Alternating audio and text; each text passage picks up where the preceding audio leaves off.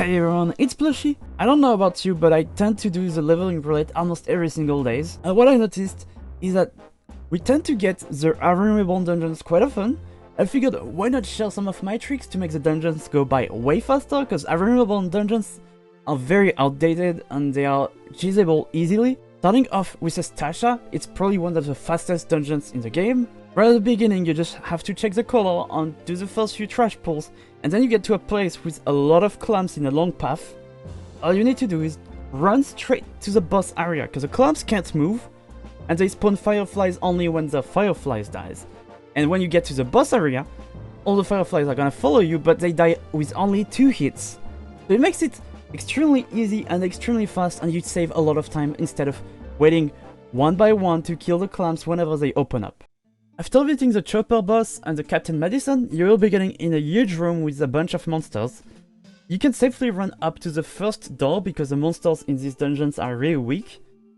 By killing them all, you will loot a key which opens the door, and when you open the door you can pull the mini-boss, the Shallowtail River, and run to the second door and just kill the 3 monsters at once because the mini-boss is really weak.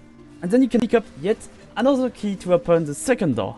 After beating Captain Madison for the second time, you will get another big room with a bunch of monsters, but this time, you can just ignore some of the monsters by sticking to the wall on the left side and jump above the rocks. And you can even pull 2 groups of monsters and go directly to the boss and kill them all at once. It's a very simple dungeon, they are really weak, they barely hurt, so it's a very easy dungeon to cheese.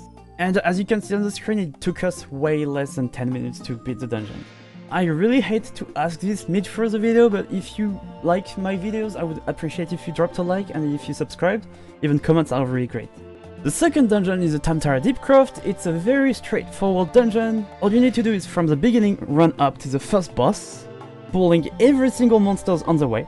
They are very weak in that dungeon as well, so they don't hurt too much. So a good healer can heal it easily. And you just AoE all the monsters and the boss, and then when you're done, you can repeat that a second time because the second boss is the exact same thing.